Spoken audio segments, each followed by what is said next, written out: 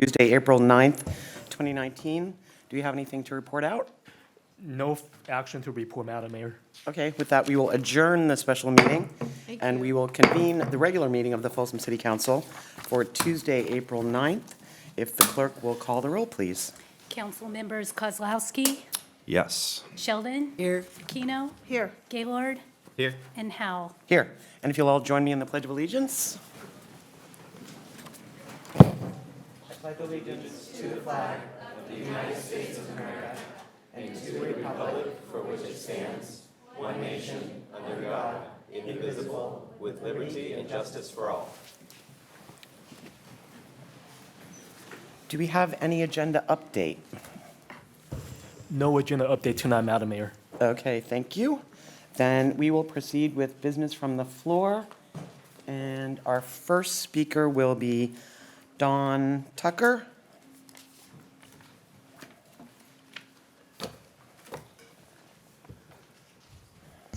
Thank you, Madam Mayor, members of the council. My name is Don Tucker. I'm a resident of the American River Canyon North neighborhood, and I came to speak to the council in September regarding the poor condition of the tennis courts at that park. They were not up to Folsom City standards, and they still aren't. Nothing's been done since I spoke in September. I've had several conversations with Tim O'Shea, both on the phone, email. I've used the city's app, the C-Click Fix app, and we still have the same lights burned out. We have weeds growing up through the cracks. The surfaces haven't been reconditioned. So nothing has happened. I'm just here to advocate and ask that the council find funding for improving those courts, or at least bringing them up to the standard of the other tennis courts in the city. Many families use those courts. A lot of kids take lessons out there. It's a very popular location, and we'd love to see them brought up to the excellent standards of the other Folsom City parks. Okay. Mr. Tucker, if I could have Lorraine Pagoni, who is our Parks and Rec Director, just speak with you actually right now and figure out kind of what's going on here in terms of communication and timelines. She's Okay. right behind you. Great. Okay. All right, thank you. Thank you. And our next speaker is going to be Aaron Gurley, and it looks like we have quite a number of cards that all want to talk about Hildebrand Circle. So Mr. Gurley has requested to speak first, and he will be given 3 minutes. And I'm just going to request that the rest of you, if much of what you have to say is a repeat of the previous speaker or some previous speaker, if you could keep your comments less than 3 minutes, that would be greatly appreciated, because otherwise we're looking at an hour before we even get to the regular agenda. I got good news for you. I'm hoping to take 15 minutes and no one else will speak. I'll give you 10. Go. Well, good evening. Again, my name's Aaron Gurley. I've been here a few times. I think I've seen at least all of you once. Before I get too far into what I want to talk about tonight, I did want to make special mention of Councilmember Gaylord, who actually came out. Last time I was here, I made an offer to try to get a council member out to our neighborhood to witness firsthand what we were dealing with on Ritchie, Woodhead, and Hildebrand, and Mr. Gaylord took me up on the offer. Came out last Wednesday. We spent an hour together. I think it was a pretty impactful time for you, Roger, fair to say? Yeah. And so my hope is with that experience, some of what we have talked here tonight, we can hopefully finally find a way to get this project off center, because it's not going away anytime soon, and we've kind of hit a stopping point. Go ahead. He's not, hey, I want him to speak, but doesn't come out of my 10 minutes. I just wanted to, on public record, to let you know, no, stop the clock. I sent all those notes directly to Elaine, so she did have that from our conversation. So I just wanted to let you know that. Okay, perfect. Would it be possible to distribute a packet to every council member? Sure. It's what I want to talk about. You can hand it to the officer, and he'll make sure we get them. Thank you. That's good. Thanks a lot. So as quickly as I can, I want to just try to give a quick little synopsis of a 6-year history of what has transpired and brought us here this evening. You say 6 years, how can that be quick? I'll make it quick, but I'll wait till everybody gets their packet first.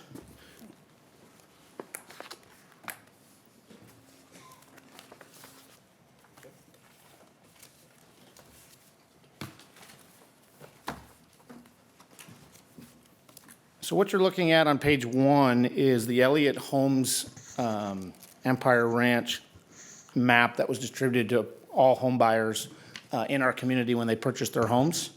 And you will see I put a red circle with an arrow that shows where there is now a thoroughfare through to El Dorado County.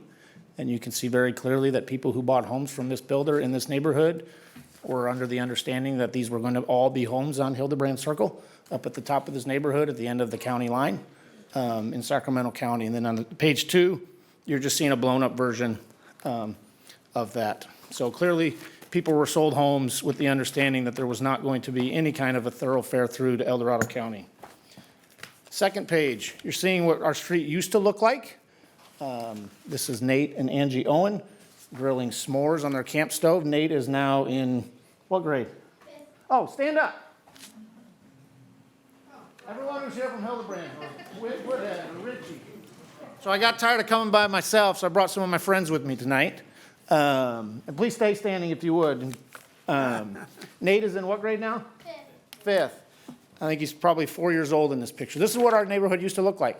Kids out front, grilling s'mores, riding bikes, dogs out front. We can't do it anymore. When you guys voted to authorize the opening of that road, you took our neighborhood from us. On that day, our neighborhood was stolen. So that's what it used to be. What you're looking at on the next pages is the El Dorado County, I don't even know what you'd call it, staff report, planning commission that talks about what they're gonna need to do to get the name renamed, the road renamed, and get the approval. And it talks a lot about requiring an encroachment permit for the city of Folsom. The applicant shall obtain an encroachment permit from the city of Folsom for the roadway connection onto Tusher Way prior to filing of the map. So obviously in 2012, they acknowledged that they were gonna need Folsom's help to do this, and we gave them the help that they needed, unfortunately. Next, you're gonna see an advertisement for the developer now that's behind us, for a community that was originally intended to be 7 to 20 custom home lots. That is now almost a 90-home master planned community. They are advertising new road, Via Barlagio, will soon drop you right into the Empire Ranch Road in Folsom. Translation, you can use my neighborhood to get anywhere you want in Folsom from El Dorado County. I just want to point out to everybody that's listening, the city of Folsom did not see the staff report from El Dorado County Planning, nor did we have any participation in any advertising that a subdivision no. outside of Sure. Folsom is doing. Yeah, sure. I just want to make that clear.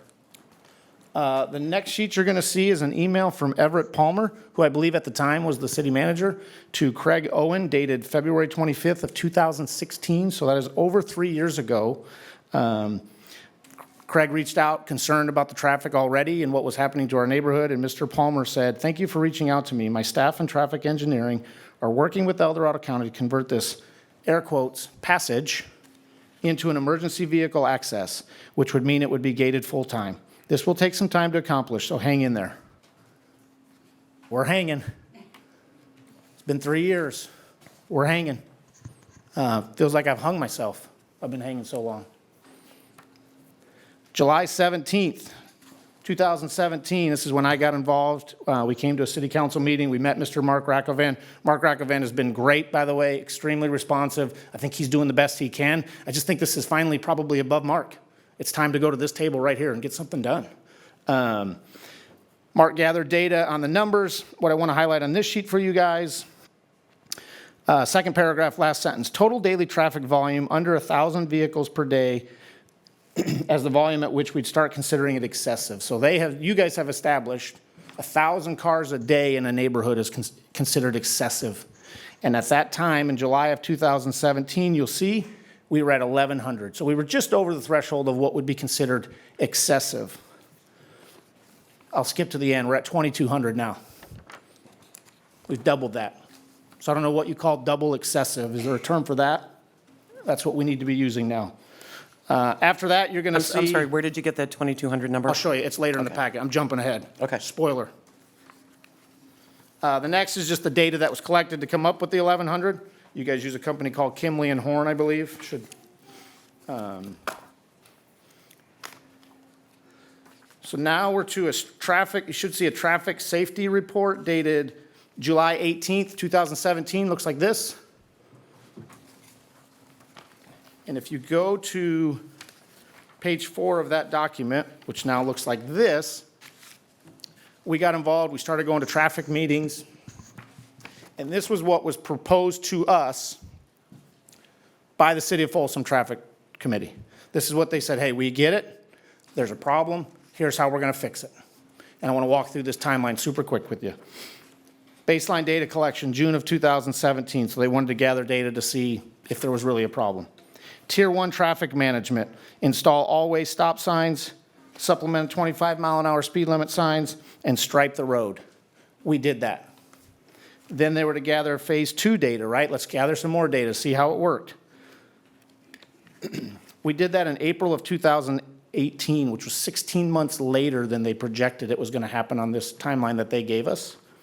And included in phase 4 were curb bulb outs, median islands, which are supposedly going to deter traffic, make it harder to get through, and all those kinds of things. And then they were going to gather more data in January of 2018. We did that in January of 2019, and that's where this, what you asked about, Carrie, that's where those numbers come from. And then there's phase 6, which was supposed to happen in February of March of 2018, which sounds a lot like about a year ago to me. We were going to convert Via Barlargio into an emergency access only at the county line. And here we sit, 14 months later. Actually, we're standing. Why don't you guys all sit down? Because there's people sitting behind them that can't see what's going on. You're the boss.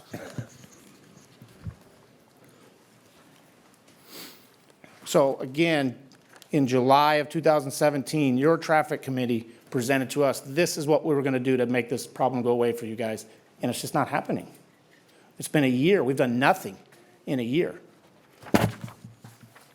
The next couple pages are just visual representations that your traffic committee, Mark, presented to us that show exactly how this was going to go down. I'd like to highlight the last picture where you will see very clearly an EVA gate drawn at the exact location, again with a timeline of March of 2018. Hasn't happened. The next sheet you're going to see is an email dated October 23rd, 2017 from Mark saying he doesn't expect they're ready to move to Tier 2. He doesn't see any objections and it's going to move forward, and it did move forward. Next sheet you're going to see is from a Folsom City Council meeting dated October 24th, 2017. You probably all remember that night. That was probably the longest city council meeting in the history of the city council. Not even close. Oh, man, I pity you. I sat through it all. I watched it all last night. And there were 20 El Dorado Hills residents who all came down and said the exact same thing we're saying right now. Only they had never even experienced it. Everything they were talking about was hypothetical, what they think it's going to be like if this happens, what could happen if this road goes through, if you do this to our neighborhood. Fire Chief Rodriguez spoke, Fire Chief Roberts spoke from El Dorado County. It was a big deal. And 20 people got up here and filibustered for an hour and a half, and City Council immediately changed the road from a full access to an EVA on the spot. So there's a precedence. It can be done. There's a little difference there, but I'll take most of what you said because that particular project up in El Dorado Hills, unfortunately, had one way in and one way out. And they were concerned with the excess traffic that might be generated from the Folsom side. If there was a disaster, they could not get out. Okay, now, it's a little different with you, but I'll There's give more you- similarities than differences. I think we would all agree on that. I do want to caution that this is not actually an agendized item. So Oh, for by the sure. Brown Act, we can't have a Yeah. debate back and Yeah, forth. no, I We get were it. happy to hear from Yeah. you, but we can't comment. Yeah, no, I get it. The I council get it. can't comment. Next one you're going to see October 30th. We heard about the city council meeting, they got it shut down. I sent Mark an email. I said, hey, that's good news for us. Precedence is set. Mark replied, yeah, I agree that Pima Drive issue should set a good precedence for us. He talks about now we're going to move forward with the radar speed signs. But the part about this email that concerns me, and I'll read it to you. And the radar speed signs have gone up.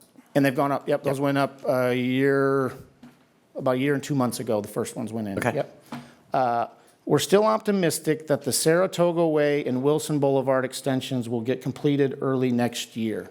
And I guess that's the problem we're having at this point is Folsom's kind of just hanging their hat on, once this road goes up, all these problems are going to go away. And they're not. It's naive to think that we're all smart people in this room. There's no way that they're all, it'll help. We're talking 2,200 cars, and that's only going to continue to increase, right? So what's it going to do, take it down to 1,600? You guys established 1,000 is excessive. There's no way it's going under 1,000. There's no way. And it just feels like we're being pushed to the side. And he says here, we're hoping it'll be completed early next year. This is October of 2017. That's early 2018. Again, that was a year ago. It's not happening. And we're just the ones that are supposed to bear the brunt of this. Grace and Annabelle, stand up. All the kids stand up. Can I have the kids stand up? They're short. People can see over them.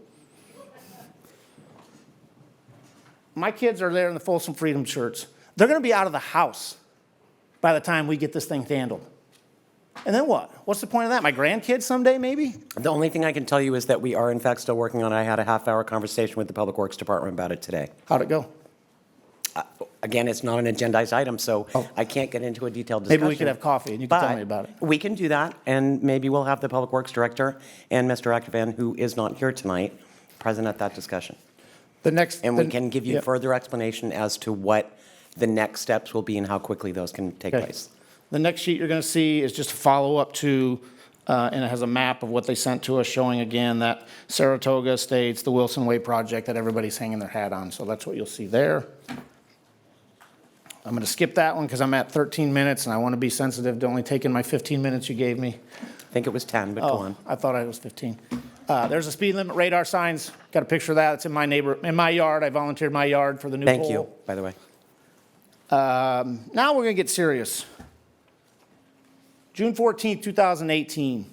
This is a parked car sitting in front of a house on my street that got totaled by a guy cutting through my neighborhood up to El Dorado Hills. We know that because the police report and his license and all of that stuff. So it was an El Dorado Hills resident? Yes. Okay. Yep. What you're going to see on the next sheet is a really bad police report document I made that shows where this car came from. He came up Ritchie and came to a stop sign, and he turned right. And somehow in about 300 feet, got up to enough speed and lost enough control of his car to completely total a car. There's just there's no regard for our neighborhood or our public property. Kind of like the guy that ended up in the pond on... Yeah, exactly, on Empire Ranch Road. That was a Folsom resident, though. Yep. That's surprising. No, I'm kidding. We had a home. I tried to find a picture of it, couldn't get it. We had a house. Literally, the car ran into the house. I think you're familiar with that one, Sarah. There's a real issue going on, and it's not going to go away. It's also happened on Oak Avenue several times where Oak Avenue comes across Blue Ravine and dead ends into Willow Creek. The house right there at the entrance to the park's been hit 3 times, I think. Yeah. Sad. So here's, Carrie, the numbers. If you want to look at a later date that shows we're getting 2,200 cars a day. It's 530,000 cars a year through our quiet little neighborhood. And then the last couple things I'd want to share with you is a neighborhood we actually used to live in. It's called Fieldstone Metals. It's off Bidwell. It's also a circle, Bluestone Circle. I put a map in there that kind of shows that it almost looks identical to our neighborhood. The only difference is at the back of this neighborhood, there's a cut through. But guess what it has? You'll never guess, Sarah. 1,000 guesses, you'd never guess. Oh, EVA, you got it. How'd you guess, right? And so I got pictures of those that show. So again, there's precedent set. And I'm not trying to be adversarial. I promise you I'm not. I'm just tired.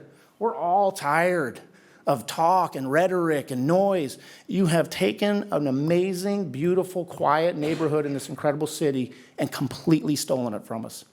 And you've put our families at jeopardy. You've put our quality of life at jeopardy for one reason: convenience of El Dorado County residents.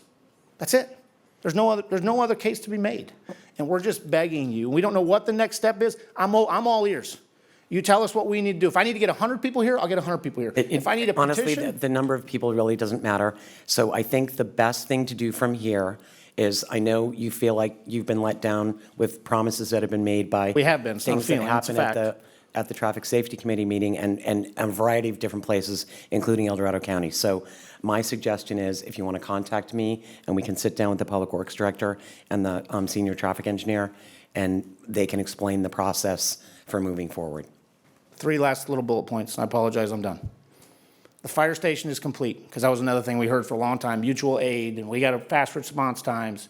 We have a brand new, beautiful, probably $7 billion fire station right across the street from us on Empire Ranch Road. There have never been faster response times than anywhere on that hill. I can promise you that. And there's another fire station right down the hill off of, what is that, El Dorado Hills Boulevard.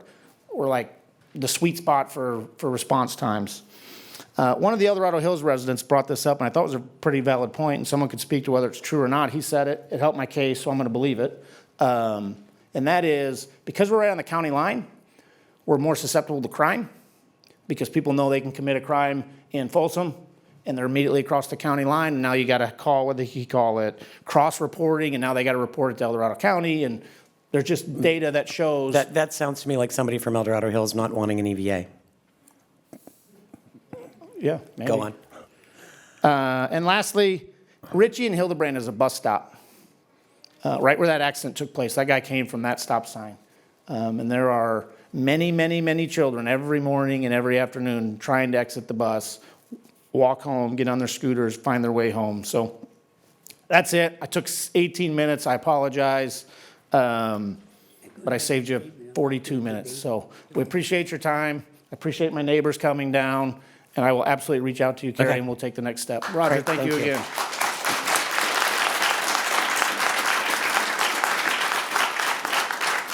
I want to say something. I'm not going to debate you because all the ladies up here will kill me. But I'm going to make a statement. Yeah, The night you were here and the dialogue game, my son is new, living with me, and he listened to it, and he said, Dad, what the hell are you going to do about that problem? He came from Southern California, but now he's up here. He's completely clear. We went home that night. this problem? Yes.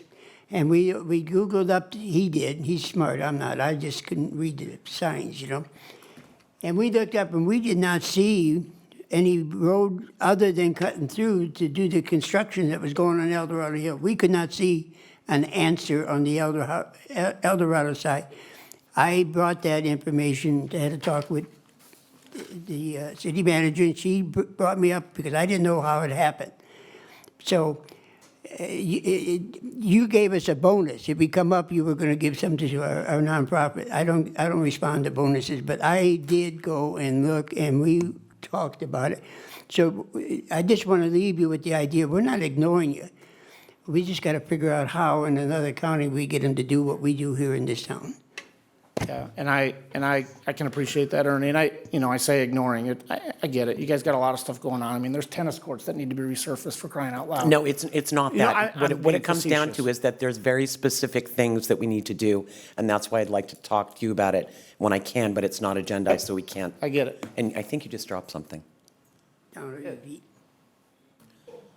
Agenda, I should say, 11:70. All right, we'll see you in 2 weeks. Thank you.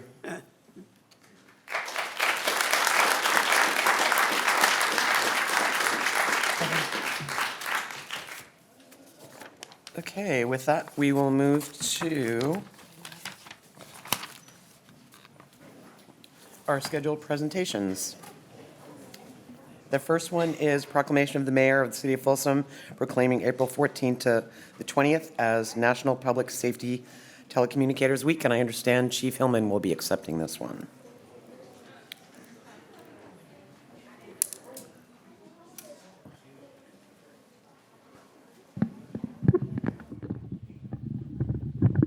Thank you.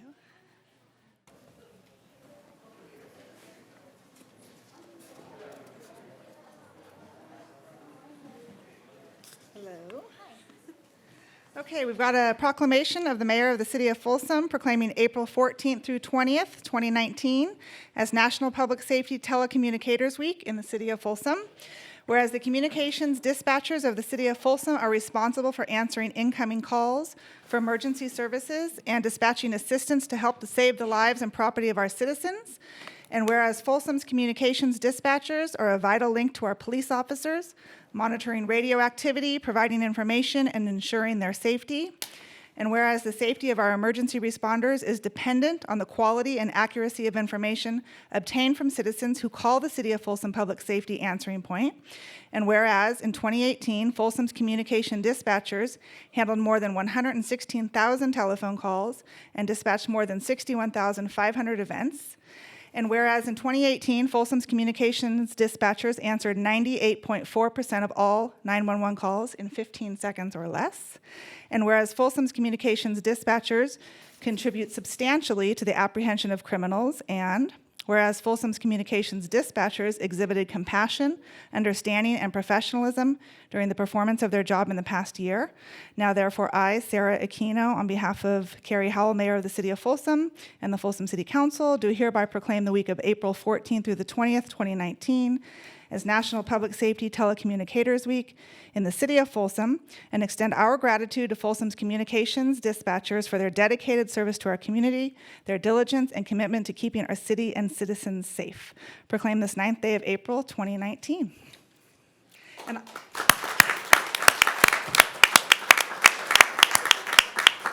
I will just add that as part of my kind of behind-the-scenes tour of the city, I got to sit with the dispatchers for a couple hours and listen to some 911 calls a couple months ago, and certainly applaud you guys for your poise and your professionalism when you answer those calls from people during crisis, but also your patience. I know when I was listening in, there was a elderly woman who called the non-emergency line, thankfully, but to complain that a dog had done his business on her front lawn and the kids were playing basketball next door to her. So we appreciate the way you handle all those phone calls, so thank you.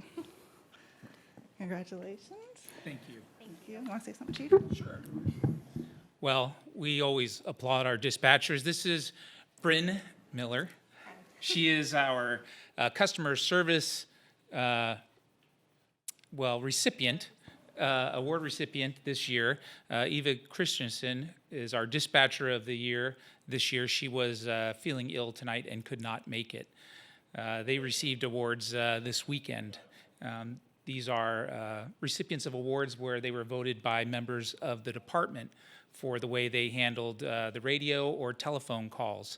So as you heard, they handle a lot of calls each year, and those calls can be something as simple as how a dog has done their business, or like today, Bryn received a few phone calls from somebody on 911 saying that they were actually trying to get 411, but they could also at the same time hang up and get a very tragic call, like a terrible traffic collision or something like that. So they have to switch gears in an instant. You're all very welcome to come in and sit along with them, as some of you have. That's always open to you. I welcome you to do that. It's very eye-opening. They can definitely multitask. We're very, very proud of them all. And, Thank you for all you guys do. we have some little bands. If you're interested, I'd like to give you these bands just to wear or to have with you next week during the Telecommunicators week. Thank you.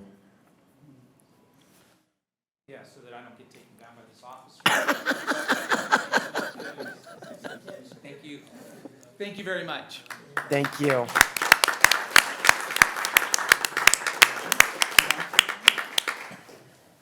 I kept telling her she'd have to make a speech, and yeah, I think she was prepared to. And our next item is, under schedule presentation, is 6B, Folsom Plan Area 2019, first quarter update. Good evening, Mayor and members of the City Council. Pam Johns, Community Development Director, and I guess I need to get this up there on the screen. We quarterly come to you and give you an update on the community building activity in the Folsom Plan area over the last 30-day period, and so that's what we're here to do tonight. We've prepared about 10 to 15 minutes, probably closer to 10, with the city engineer to walk you through that. And the topics that we cover are planning activity, infrastructure, site engineering, map and building activity, as well as public information. And so this is an opportunity for you to see kind of how things transition through the community development department within the Folsom Plan area, and certainly similar process applies to development that occurs north of Highway 50.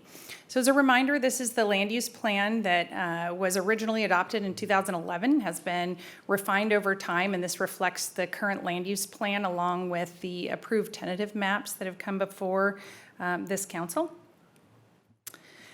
Over the last 90-day period, there's been quite a bit of planning activity. We have 7 entitlements that are in some phase of review by the city, and 4 of those were recently submitted.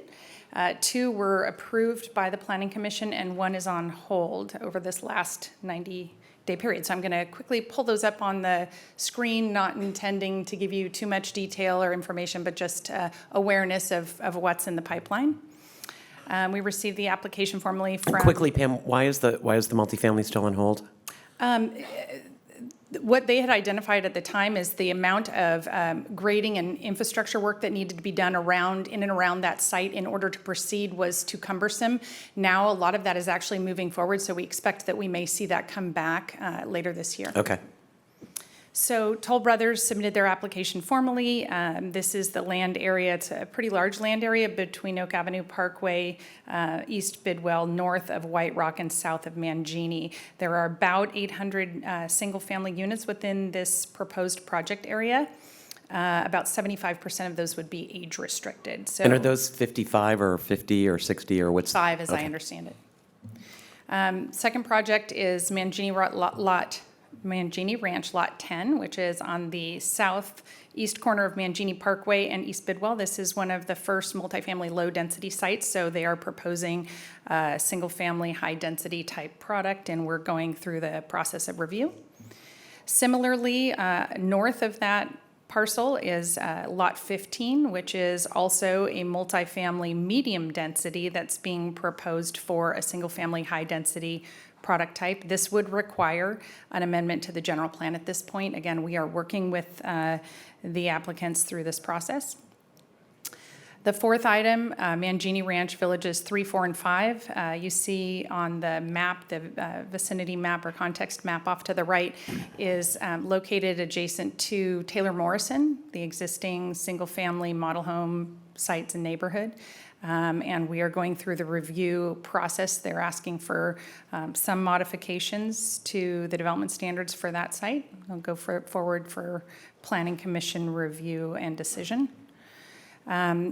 In February of this year, the Planning Commission approved Russell Ranch Phase 1 Villages 1 and 2 residential design reviews. The map shows you the location and some examples of the designs that were approved for the 77 home sites.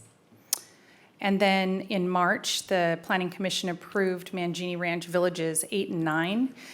This is actually a modification to the approval for Lennar that has simply added 2 new floor plans or plans to the project for what they're calling multi-generational floor plans, like a second master suite.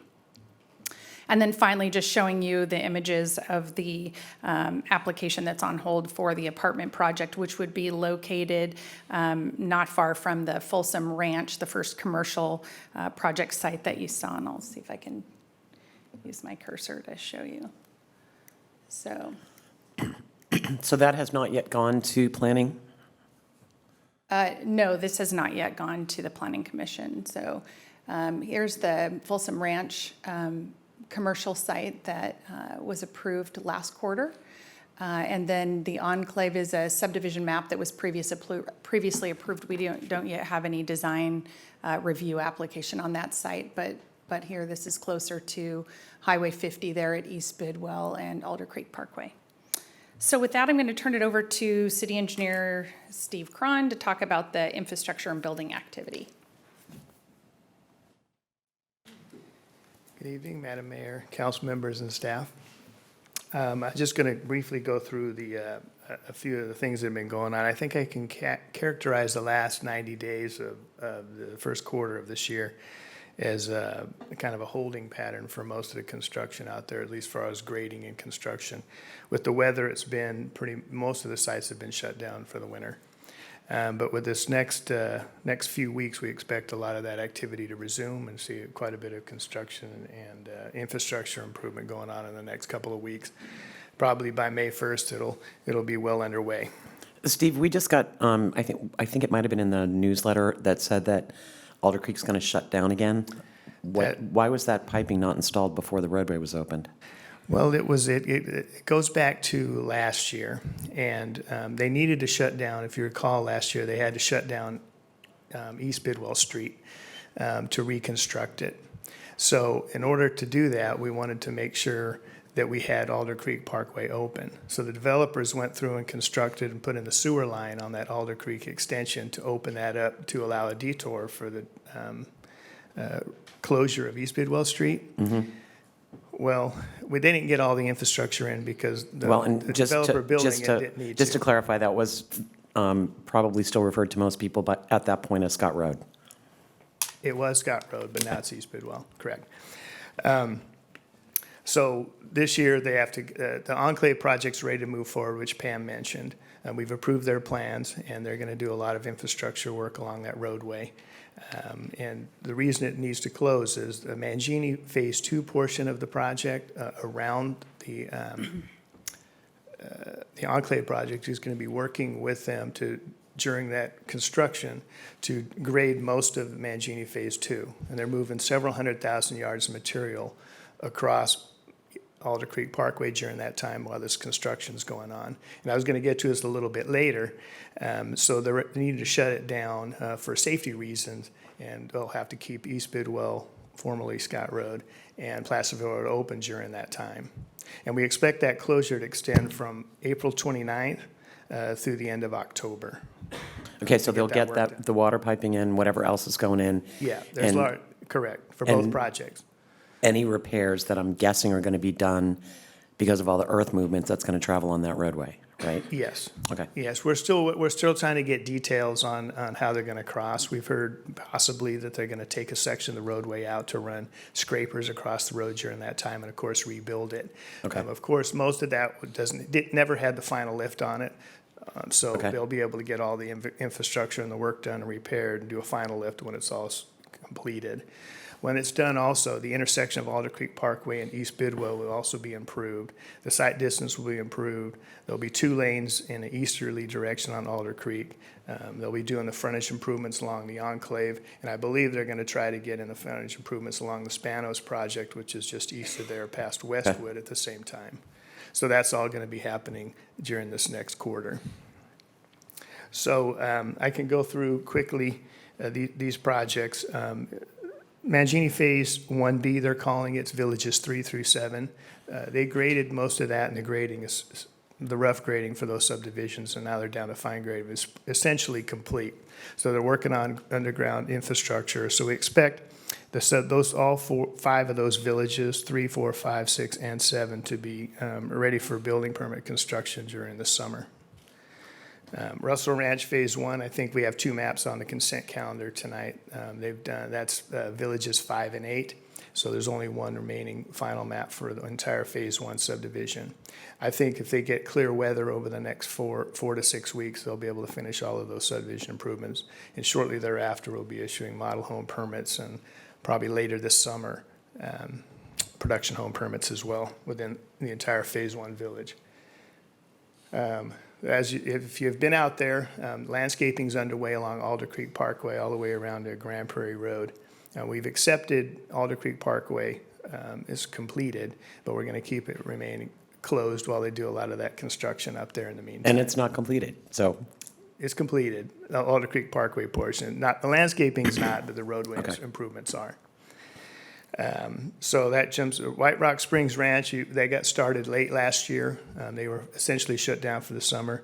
We're getting indications from the landowner that they're going to resume construction on that this next month.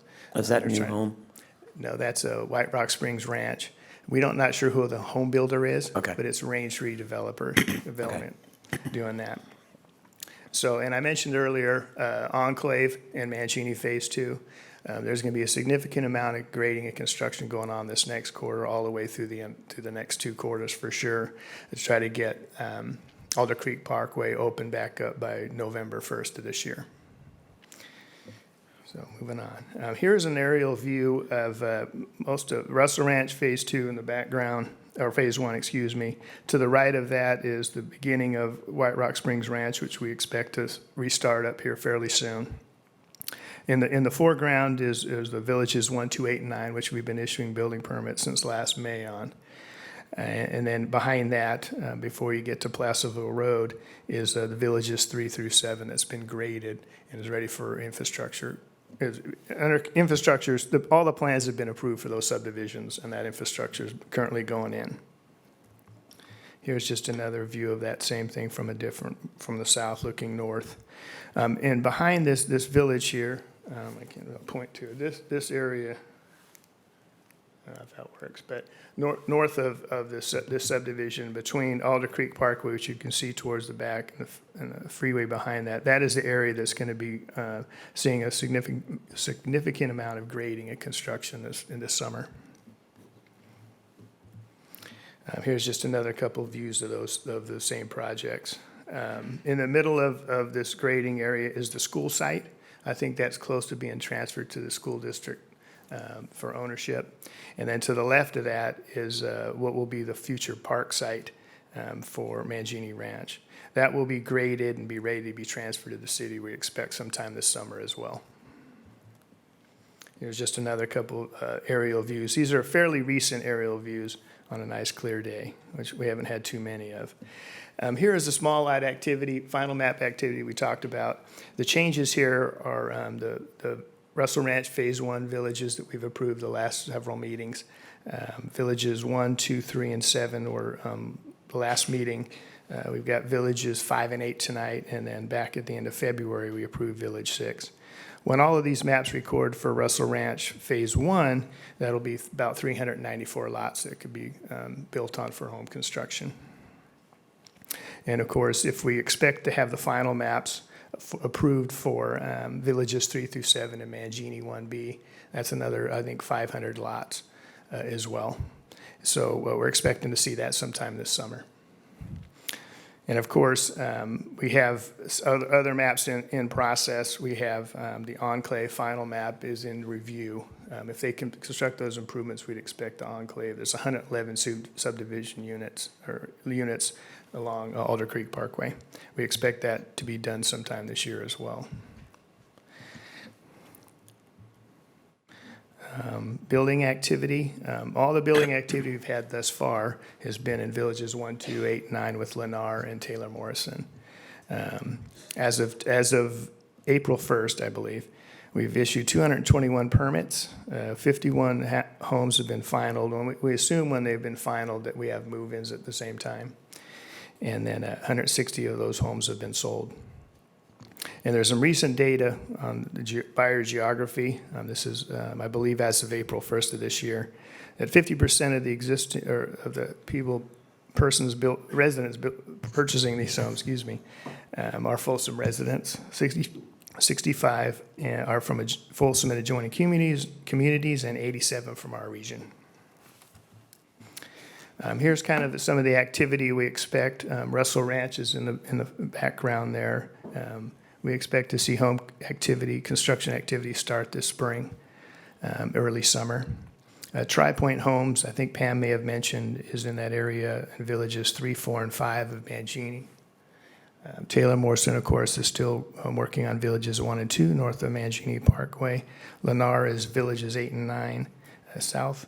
And then to the east, villages 6 and 7 which surround both the school site and the park site. We expect Taylor Morrison to be building homes in those two subdivisions this summer as well. Okay, so the school site is what, almost immediately adjacent to, just to the west of Russell Ranch? Like kind of between Russell Ranch and Tri-Point? Well, it's on Mangini Parkway. It's in the center here, this location. This is the school site. I can't get this to work, but it's right between Tri-Point Homes and Taylor Morrison. That flat area you see there is the school site. Okay. School site and then. Park site. Okay, go north, just where the Taylor Morrison tag is on the top left. Okay, up just above that. So what is that property like kind of underneath the Taylor Morrison label? That is going to be Mangini Ranch Phase 2. Further north. Further north? Right there. That's the Well, enclave. no, where it looks like there's wetlands. That's what I'm trying to get to. There. There. I believe that is open space as part of Mangini Ranch Phase 2. Okay, that's That'll the be right considered. answer. Thank you. Okay. And there's some more of the villages that are under construction and have been approved, I believe, Pam, for construction out there when they're able to move forward. And this is what our expectations are, and I think I've mentioned most of this. We've already talked about the enclave, and they should get started here on April 29th.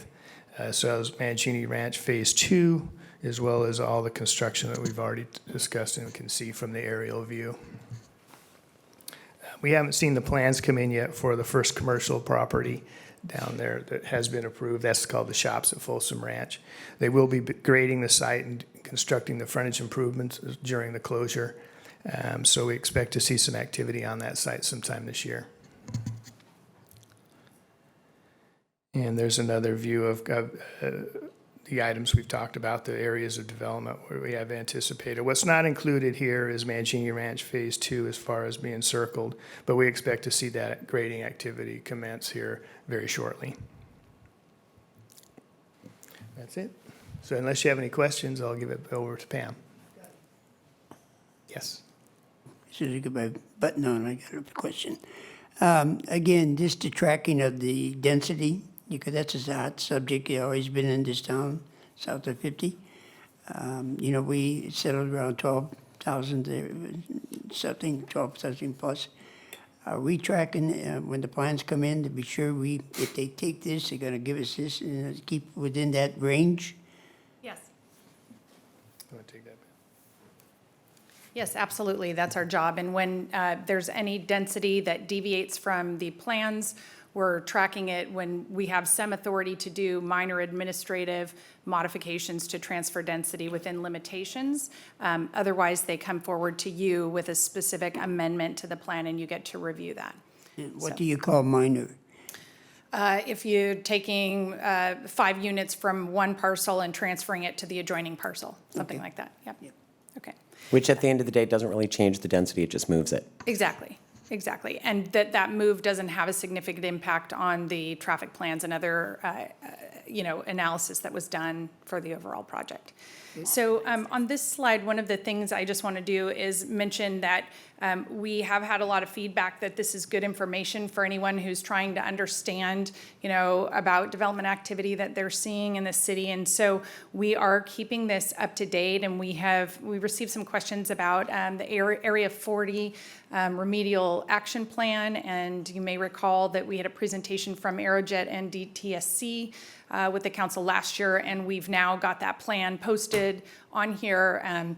We got questions about, the goats doing weed abatement in the area and things like that. So as we get information, we will certainly post it here, and we always put the quarterly presentations that we give to the city council on the website in real time so that interested folks can get the same kind of update on activity that we're providing to you. So that's it. I have 2 questions, Pam.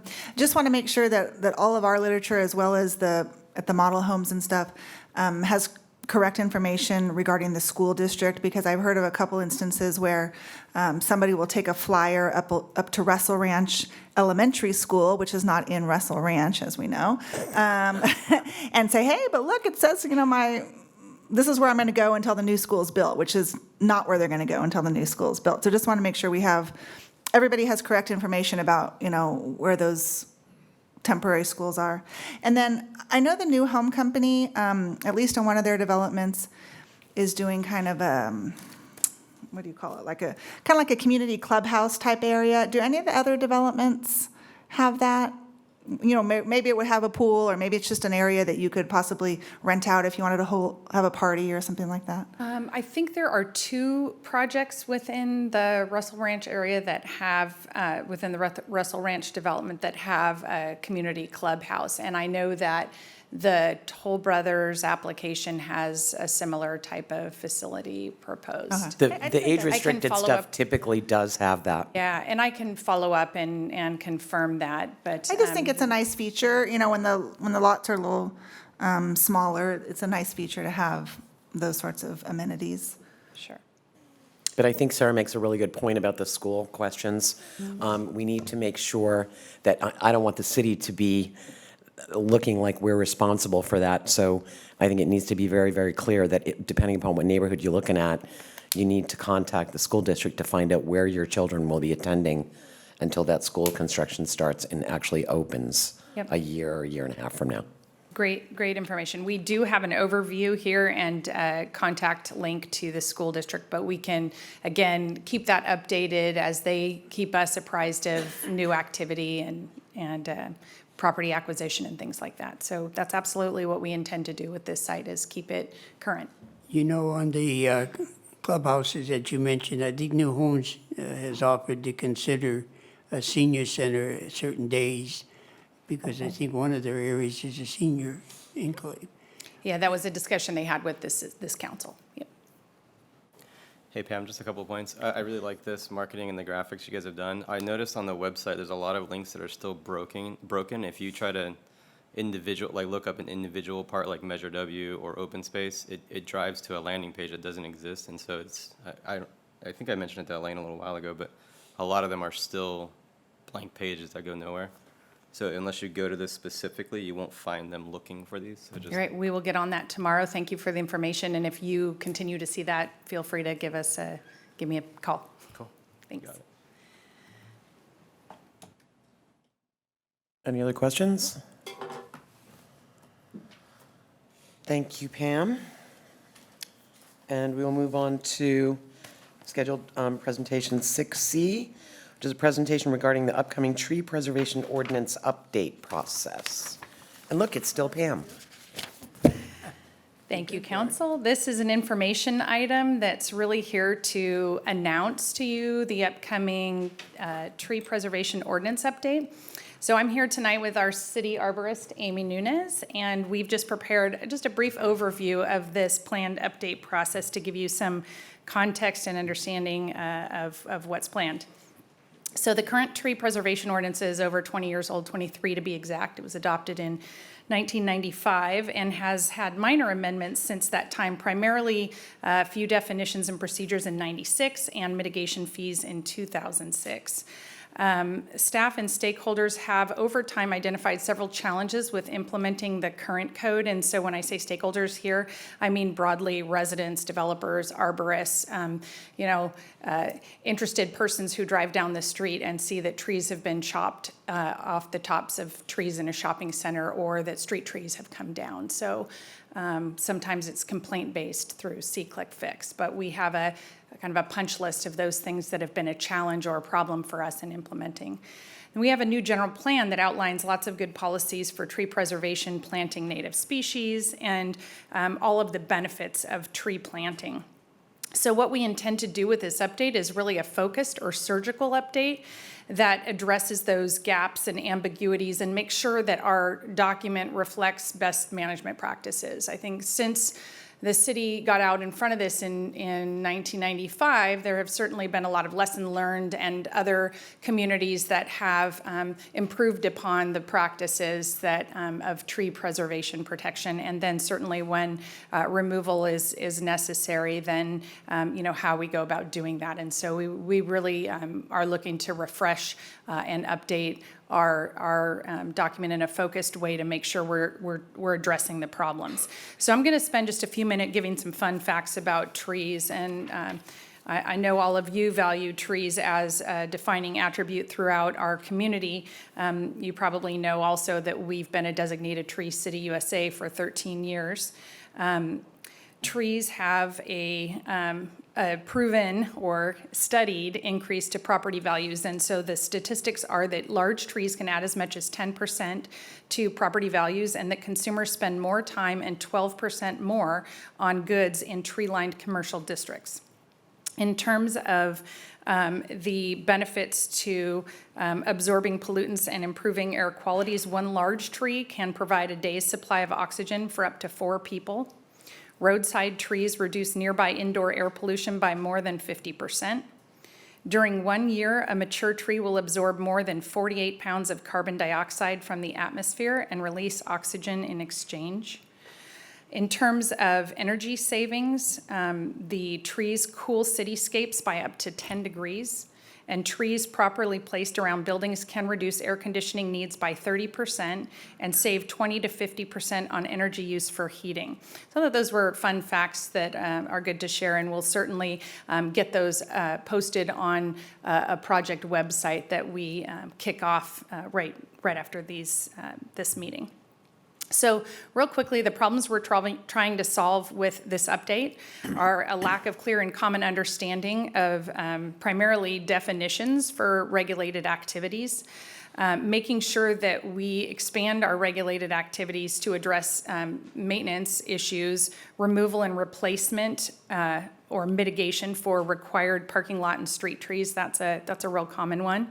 And then, like I said, we don't have good best management practices for tree preservation or protection. And there's just a lot of really good information out there, and we're getting asked for it by developers, we're getting asked for it by residents, and we just want to have a more useful tool for all of us. So as we like to say, better tools in our tool belts, and make sure that everybody has a common understanding and expectation of, or a common understanding of what the city's expectations are.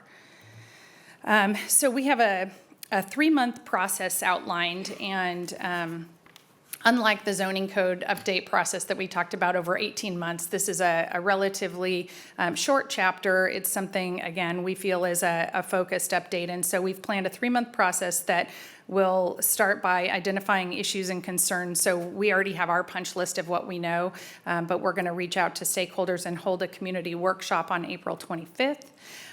To make sure we have that full list, and then work with consultants that have expertise in this area to help us do some research and come up with some solutions that work for Folsom. And then we'll draft those proposed changes, invite public review and comments, and bring that input and or changes back to the council for adoption. So it's a pretty brief process, again, because it's a focused update. There was certainly a lot of effort and input in the initial effort, and this isn't intended to usurp any of that. It's intended to build upon it and improve upon what we have in our books. And so, Pam, who are you going to include with regard to stakeholders? We have a list of individuals and organizations and groups. So the stakeholder interviews or meetings that we're planning to hold on the same day of the workshop would bring in different interest groups all into the same room. So arborists, custom home builders, developers, residents, environmental protectionists, get people in the room together and understand that everybody has a different take, and that, we're working on solutions that meet the city's needs. And then we'll have a... Okay, so can we have people that are interested that may not be on that list so far contact your office? Yep, absolutely. Okay. And we are going to send out a broad email, kind of, our goal is to make people aware of it and invite them to participate in the process, right? And keep information available to people. So if you're just tracking it and you want to go on to the website and see, what is the current list of issues? What are they proposing to solve? Do I want to see a different solution? You could engage at any of those points. And so... And if you could have whatever the existing link is directly to the tree ordinance, I think that would be helpful. Yeah. And then my other question is, having been on the Planning Commission when the original tree ordinance was approved, and having you in your first incarnation as working for the Planning Department when it was still called the Planning Department, is it going to go to the Planning Commission before it comes back to the council? This does not go to the Planning Commission or any other commission because it's in Title 12. It doesn't require any Okay. recommendation. We will be sending out emails to the Planning Commission, Historic District Commission, Parks Commission, Lighting and Landscaping I Commission. think that's helpful. Right, so we'll be letting all of the commissioners and council members know the details as we go through the process, and inviting them, Inviting them to individually, participate in the essentially, to process if they want to. participate. Yeah. Exactly. Okay, great. So they won't be giving a formal recommendation, but they'll all be aware of the opportunities to provide input. Any questions? I just, driving around town is still the leaves have not gotten back on some of the trees. I'm assuming the ordinance is going to include some sort of action plan for dealing with the mistletoe that we see. that is on our list, that's something we get an awful lot of complaints about, and it's maintenance. In a lot of ways, the plan is also to just be able to give education and information to people, right? Understand best practices for how you deal with this. There are some communities that have, a maintenance plan, and the city will go out and do things like that. In this case, I think we want to empower our residents to know, how to address a problem like that. So it's not to mandate that you not have mistletoe. It's like, what do you do if you need to have it treated? Some of that may live in the code, and some of it may live as a supplemental information piece to it. Okay, makes sense. Any questions, gentlemen? Thank you. Okay, thanks, Pam. Thank you. And with that, we will move on to the consent calendar. Do we have anybody that would like to pull anything from consent? Jay? I would like to pull J as well.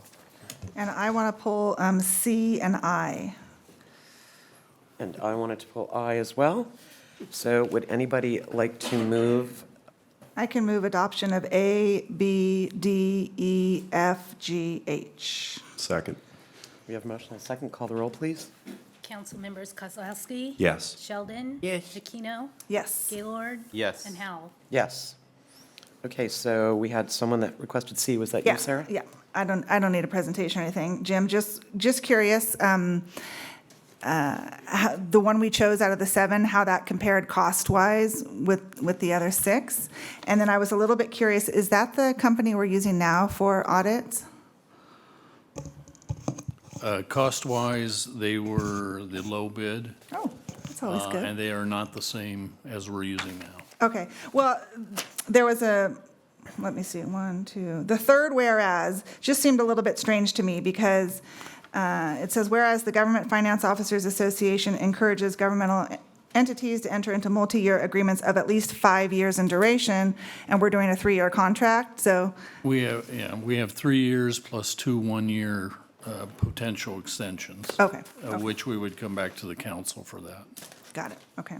And just because of the way you asked the question, correct me if I'm wrong, but the audit services are essentially professional services. And just for the record, that you referred to it as low bid, I think we should probably refer to it as they were the most cost-effective, but we don't actually make decisions on professional services based on bid. That's a construction thing. That's correct. Okay, thanks. Okay, unless anybody else has a question, I'll move item C. Second. We have a motion and a second. Call the roll, please. Council members Kozlowski. Yes. Sheldon. Yes. Aquino. Yes. Gaylord. Yes. And Howell. Yes. And the next item we have is I. And my question on that one, even though I wasn't the first one to pull it, is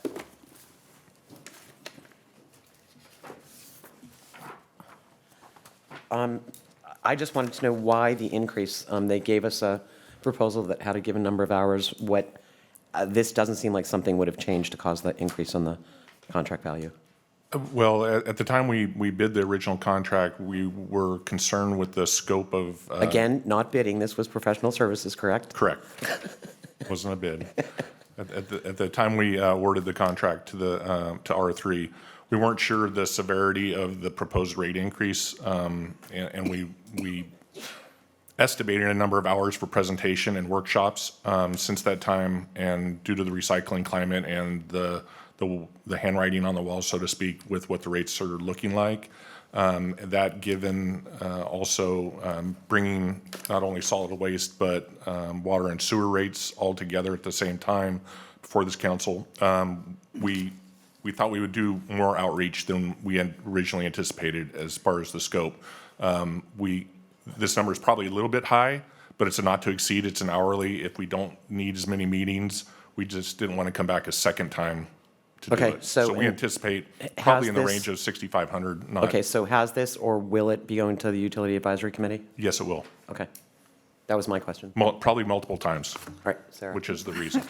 Well, my question was $10,000 for a presentation, question mark, exclamation point. I believe we built in up to 8 presentations for that amount. Okay, yeah, I thought it was 2, one to the city council and one to the utility commission, but, There's multiple built into Okay, that. okay. Yeah, it's not just one. And again, based on the length of those meetings, how long they go, how many we need to do, if we do a workshop after a meeting, it's a $10,000 not to exceed. We anticipate it coming in less, but Got it. I was gonna say, better be some presentation. yeah. Okay, any other questions? I can move item I. Second. We have a motion and a second. Call the roll, please. Council members Kozlowski. Yes. Sheldon. Yes. Aquino. Yes. Gaylord. Yes. And Howell. Yes. Okay, and we have Jay. Ernie, I think that's you. Right, that's mine.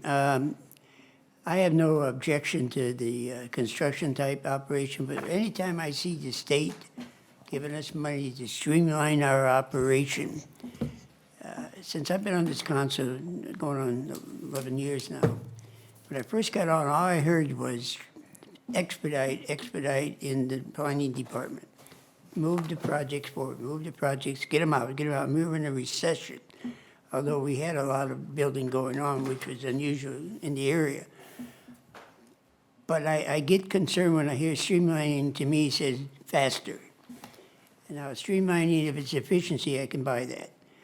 But as long as we don't get in our minds that everything has to be done faster, because when you put pressure on people to do something faster, you don't necessarily get the best result.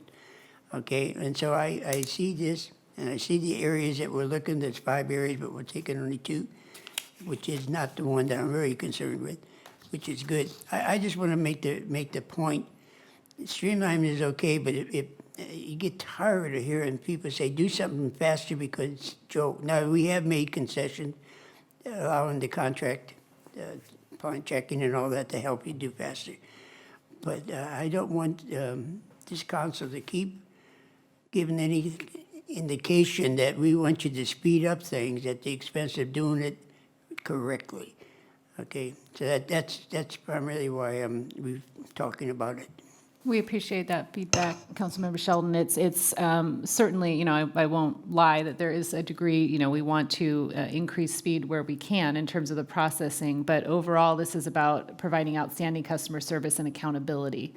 And we feel that, this remodel, long overdue of our customer service counter, will help achieve that, and it will also be in conjunction with the implementation of our new Track It software, which allows us to track a project as it moves through our system. So it is about enhancing customer service. I think you have to add the faster software into that, and I suspect that from what I've read about this, that part of the reason for the state making the money available is because the state of California is presuming that because they consider the state to be so far behind in residential construction that if this happens faster, that somehow the housing crunch will be eased. I'm not sure that I necessarily agree with them, but I think that was what the state was thinking when they made the money available. Well, that's all good answers. The only thing, again, when you get older, you think data automation or mechanization is great. But I don't believe that a computer thinks. It's fast, and it can do things that makes it think it's thinking, but it's not necessary. I know they got artificial technology coming on, but sometimes a person has a gut feeling. He has a sensitivity of what the city wants done. Not necessarily all the codes and all that. Sometimes it takes a human being to decide. Me and my son had a long talk on this the other night when we were talking about the budget. Poor Ernie. I just think we got to watch out for that because, before you know it, everything is done by pushing a button and nobody thinks of the results until it gets done. So that's the only thing I wanted to bring that up because every time I see streamlining, that says faster.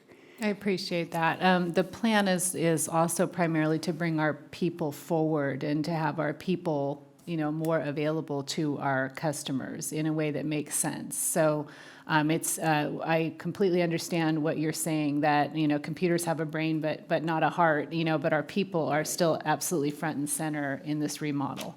Well, the remodel, I have no problem. That will definitely improve face-to-face customer service. I have no problem. Just so that they just take their time when they've got the customer in front of them. I had a quick question on, sorry. Go ahead. So there's no doubt in my mind that it needs the update, and I love the, expedient nature of where you're going with the, the upgrades and the GIS and the track it and all that stuff. But on SB2, Just to clarify, we've had GIS for like 15 years. well, actually getting it forward facing to public, not internally. So it was a different discussion with it. But anyway, my point is I agree with this, but with SB2, I thought the focus was intended on helping affordable housing, and those funds were secured for that reasoning. So I'm not sure how these funds like mitigate any of that or help that or the affordable housing component of SB2. The bill is actually Building Homes and Jobs Act, so it's yes, there is a component of affordable housing, but I think to the mayor's point that this is anything that can get more housing developed is a good thing according to this bill. So if you look at the state priority policies that are outlined in the staff report, it does go towards lots of housing or streamlining or efficiencies for, all types of building that can create more housing.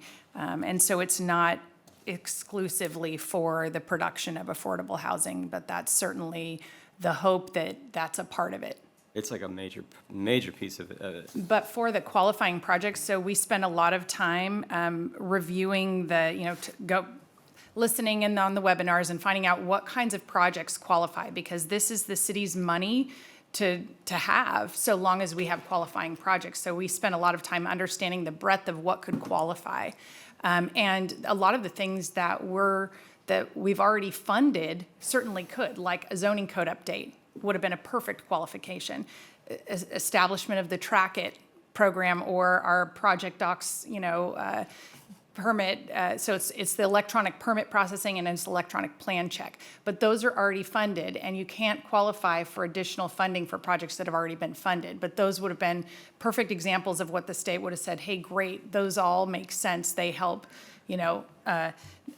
expedite is the word they use in their priorities, but I think, efficiencies is another way of saying that. So we went over a long list of potentially qualifying projects and ended up arriving at this with those representatives from HDC that said, yep, that makes a lot of sense. It seems like you're in a good position to be able to move on that quickly, and we're excited to see it. So how do you feel like this will benefit with the affordable housing component in Folsom and helping people achieve home ownership or lower income individuals and stuff like that? How does this help that besides, fast tracking development, which is great because it's efficient, but I guess I feel like we're missing a point to utilize the funds in a method that would produce, opportunity for others who don't have that opportunity in Folsom. Yeah, so in addition to the customer service piece, which is making it easier for someone to come and navigate, giving our customers a lot of different choices for how they apply for permits and application, it's also access to information that they don't have as easily now, whether it's public records or, mapping or linking data, on property so that someone can come and either do due diligence on something that they want to purchase, or they can come and, speculate about opportunities to invest in the city. All of those things become easier under this project. So that's the goal is making information access and the process of, exploring development activity or doing development activity in the city, an easier process. And would it be easier to say that this particular grant was being provided because within the overall SB2, there's probably there's probably hundreds of different project categories that do not relate directly to construction or obtaining affordable housing?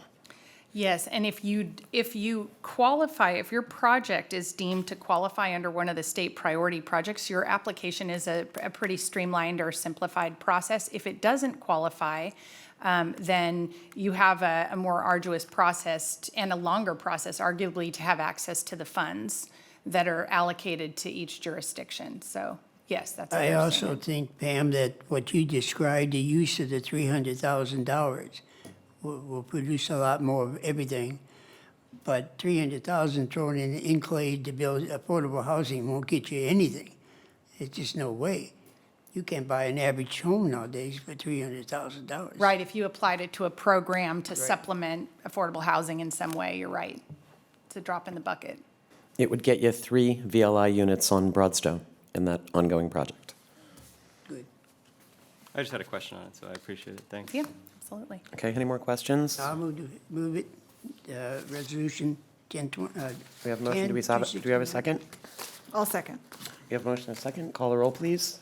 Council members Kozlowski, Yes. Sheldon. Yes. Aquino. Yes. Gaylord. Yes. Howell. Yes. With that, we will move on to old business, item 8A.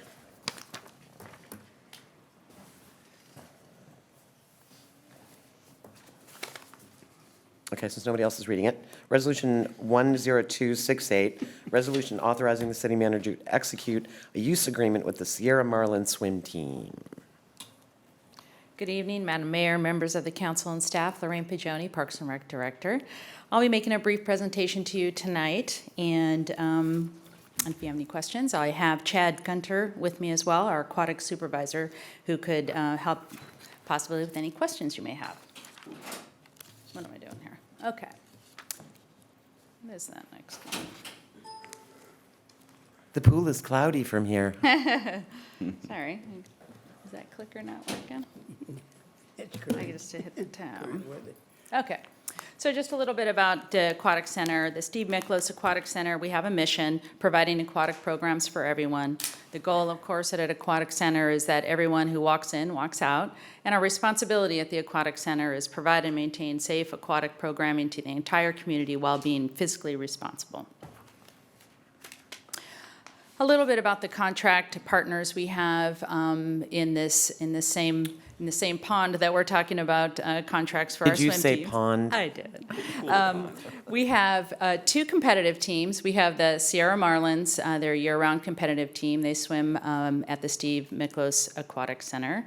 We have the Folsom Wahoos. They also are a year-round competitive team. They swim at Vista Pool. And then we have the Sea Otters, which is a seasonal recreational swim team, and they swim at the Aquatic Center. The purpose of our new agreement is to obtain equity. That's one of probably the biggest element of our proposal. And that's between the 2 competitive swim teams, which are the Wahoos and the Marlins. We'd also like to create a fair and reasonable fee structure.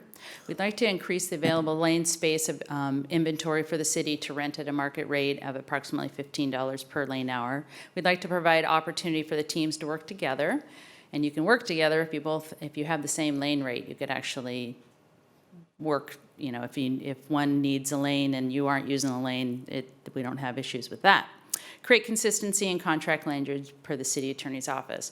And just as status, we did take this item to our Parks and Rec Commission on April 2nd, and they unanimously voted to have this agreement move forward to the city manager. I have a quick question for you. With regard to the third bullet, increase available lane space to rent at market rate, the agreement that we have in front of us is less than market rate. So what are you referring to as renting at market rate? What it means is anybody who's not in a swim team program, that's what we would rent it Okay. for. Yeah.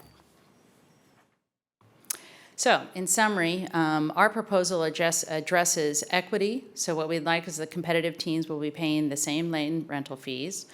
We believe it's reasonable and fair at $8 a lane hour, which represents a reasonable cost recovery to provide the lane space. Items that the current proposal does not include are increases that could be realized if the city applied non-resident fees, if we applied the fees appropriate to adult programs, or if we applied the fees related to a competitive structured program versus a recreational. So in that's basically a summary of what our proposal and our agreement is intended to address. Any questions? I have a couple questions. Is this a multi-year contract or just a one-year contract? It is a one-year contract. We have put in the contract language so that they have an expectation of what the future years would be. But right now, it's a one-year contract. Okay. Excuse me? With the 3-year escalation, right? Roger, could you speak into the microphone, please? With a Thank you. 3-year escalation every year, though, right? Correct. I mean, that was one of the objectives, was to be able to have them think ahead. We gave them warning in October 2016 saying it was going to be a certain rate, which was 10, but now we've reduced it down to 8. But just so everybody could be planning accordingly, that in 19, and actually it's going to be mid-year 19 to mid-year 20, so it'll start May 1st to April of next year will be the rate at 8, and then so on and so forth if the future contracts are approved. So my second question, so today is the first opportunity I had to look at resolution number 8054, which is establishing the Parks and Recreation Department user fees and charges policy. And I see where it talks about Aquatic Center, and it says the cost recovery goal for the Folsom Aquatic Center activities is 60%. I see that. But if you go to the next page, it specifies different activities and the cost recovery range there. Mm-hmm. And where it says swim team programs, it says low cost recovery 0% to 50%. And what you have to do is, and I knew you would find that. So what you have to do is you should have just fessed up right from the beginning, and she wouldn't have spent as much time looking for it. That was in the first version of this presentation. So a couple of pages before that is an item that describes what qualifies as a low-cost recovery program, and it specifically identifies recreational swim teams. So I think what was kind of remiss in just that quick summary was it just said swim teams. But when you read what the factors are that qualify for a low-cost recovery and high-cost recovery, competitive swim teams would be in the high-cost recovery. So if you read the whole 13 pages of that, I did. Yeah. And that's, I saw that too, and certainly would see, if I just read that table, you would think, okay, we're not on the same page. But if you read what qualifies for the low cost recovery, it's all right there. Well, then I would maybe submit that this ordinance needs to be updated, because there is no, under activities, it doesn't differentiate between competitive and recreation, right? It does. If you look under that low-cost recovery, right, at the top there where it says low-cost recovery, and it says about probably the second line down, it says recreational. So it's like these are the examples of the types of... I understand that, but when it gets into specifics for the Aquatic Center, where would the Marlins and the Wahoos fit under the activities of the Aquatic Center if they don't fit under swim team programs? They would fit under the higher, the higher cost recovery, because it's a privatized, I don't know if you saw that other table in there where it had programs that the city offers that have a high community value that are available to everyone. It's not a privatized sort of business, would be in the high cost, the low cost recovery. So again, then probably this needs to be made more clear, because if you look at the activities, they list 5 activities under the Aquatic Center. There's 2 that are high cost recovery: recreation swim programs and swim lesson programs. Mm-hmm. It doesn't seem like this fits into either of those. Well, and I think those are, if you look through there, they're not intended to be exclusive, or not intended to be all-inclusive. It's, you can't hardly, name out what every activity might be occurring at a pool. So that's how I would believe that everybody would interpret it if you read the definitions of low-cost recovery and high-cost recovery, competitive versus recreational. It does not fit into a low-cost recovery. And maybe it could use just a little bit of a review and Sure. maybe a brush up. And I say that only because I think we're all learning how deeply Sarah dives into these things. And if it wasn't clear to her, then I can see where it wouldn't be clear to others. We have no problem taking a look at the language and just making sure, it has that note of clarity, if there's some discrepancies there.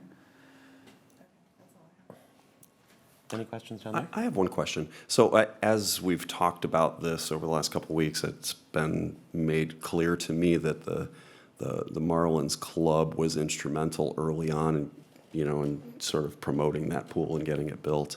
But what is the underlying purpose of having a special contract with a swim club or any sort of sport organization for a city pool or parks and things like that? I'm just thinking of somebody looking at this discussion from outside might be wondering why, why isn't there just a posted rate? Yeah, it's a good question. It's really so that we can plan how to use the pool. If we get in advance notice how many lane hours a particular team needs, whether it be recreational or competitive, then we can allocate those days and those hours. In fact, we have a very detailed schedule, month by month, hour by hour, how many lanes they need. And then that frees us up to be able to say, okay, we've got this many hours of free space. So it just puts it in, it's a win-win for both sides, that we know what we have. We can also expect on revenue, so that that's not fluctuating. And then just the remaining program, what we can do to program the rest of the space. And I'm going to go back a little bit further on that explanation, because I think there's 3 people sitting in this room tonight that were here when this subject first were raised. It was myself, Ernie, and Bob Holderness. And at the time that the discussion was taking place about whether or not to move forward with building the Aquatic Center, one of the major discussions, at least one of my major concerns early on in my council career, was whether or not the city was going to be throwing $500,000 to $700,000 a year into helping to pay for the facility, because there was a question about whether or not it could sustain itself. And the Marlins were one of the first people to come to the table and say, and I don't remember what the number was, it might have been $40,000 a year. We will absolutely. 36,000. Yeah, we will absolutely, write this check tomorrow, and, we'll guarantee you that we will be using the pool. We think this will spawn other groups that will use the pool. And it was one of the things that took place very, very early on in the consideration of moving forward with actually building it. And, I think that 36,000 is probably, was probably maybe the seed for determining exactly what they were getting for that $36,000. So. Good. Thank you both. And we do have a request to speak. Any other questions before I bring the speaker up? Maybe after. After? Okay, Ernie Dillard.